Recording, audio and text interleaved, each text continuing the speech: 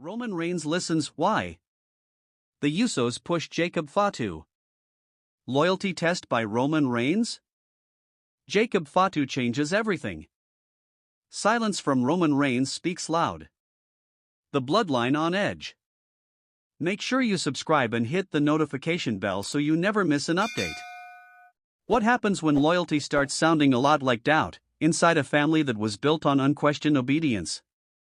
And let me flip that for a second. What does it really mean when a man like Roman Reigns, who usually doesn't ask, suddenly decides to listen? Because that right there, that's where things start to feel different. This moment with the Usos wasn't loud. It wasn't chaotic. No chairs flying, no sudden betrayals, at least not yet. But if you've been watching this story closely, you already know, the quiet moments? Those are the dangerous ones. Those are the ones where everything shifts without you even realizing it. And then you bring Jacob Fatu into the conversation. Yeah, now it's not just complicated, it's volatile. In this video, we're not just recapping what happened. We're slowing it down, piece by piece, like we're rewatching a crime scene.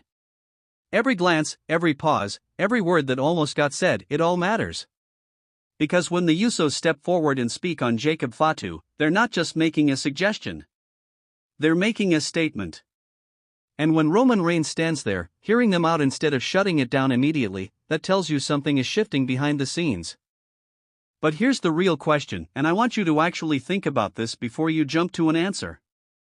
Was Roman Reigns genuinely considering what they said, or was he simply letting them talk long enough to expose exactly where their loyalty stands? Because those are two very different scenarios. And if you've followed Roman long enough, you know he doesn't do anything by accident. This is a man who turns silence into power. Who made people fall in line without even raising his voice half the time.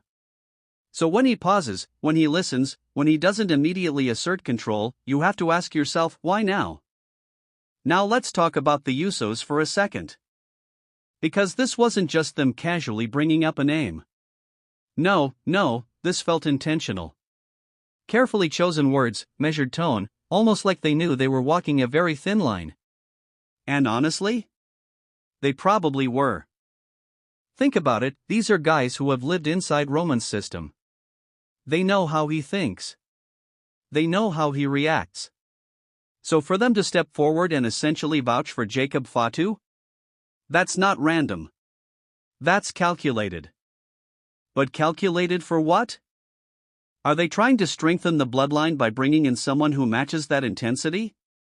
Or, and this is where it gets interesting, are they trying to introduce a new variable into a system that's been too tightly controlled for too long?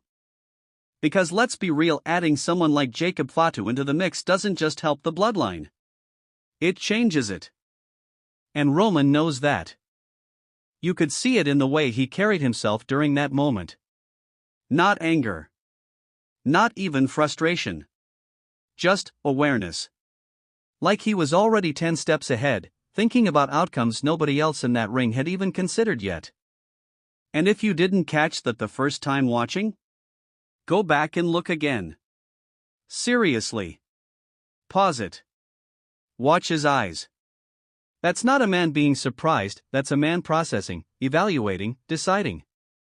Now here's where I want you to jump in and drop it in the comments. I'm actually curious what you think.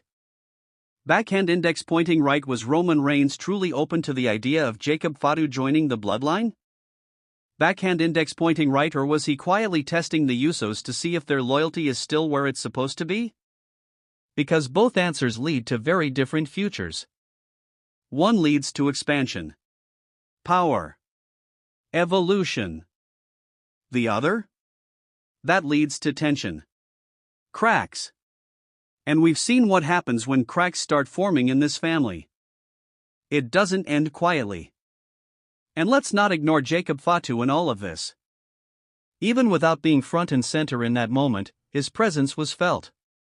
That's the kind of name that doesn't just sit in the background. It lingers. It creates pressure. Because if he does step in, he's not coming in to play a role, he's coming in to make an impact. So now imagine this scenario for a second. Roman accepts him. What happens then? Does the bloodline become even more unstoppable? Or does it become unstable? Because too much power in one place, that rarely stays under control for long. And if Roman rejects him? Now you've got a different kind of problem. Because the Usos just put themselves out there. They spoke up. They showed where they stand. And if Roman shuts that down, what does that do to the trust between them? You see how messy this can get? This is why moments like this matter more than the big fights sometimes. Because the fights? Those are the results. This right here? This is the setup. This is where the story quietly starts turning in a completely different direction. And if you're enjoying breaking this stuff down like this, hit that like button real quick, it actually helps more than you think. And if you're new here, subscribe so you don't miss the next chapter, because something tells me this situation is far from over. Now let's dig a little deeper into the psychology of it all. Roman Reigns has built his entire dominance on control. Not just physical control, but emotional, psychological control. He doesn't just lead the bloodline, he defines it. So when someone else, even family, tries to influence the direction? That's not a small thing. That's a challenge. Not a loud one. Not an obvious one. But a challenge nonetheless. And challenges, well, Roman doesn't usually let those slide. So the fact that he didn't immediately shut it down? That's the part that should have your attention. Because that could mean one of two things. Either he's evolving. Or he's planning something. And honestly, I don't know which one is more dangerous. Now before we wrap this up, I want to throw one more question your way, because this one's been stuck in my head ever since that segment ended. Backhand index pointing right, if Jacob Fatu does enter the bloodline, who do you think he aligns with first, Roman Reigns, or the Usos? Take a second and really think about that.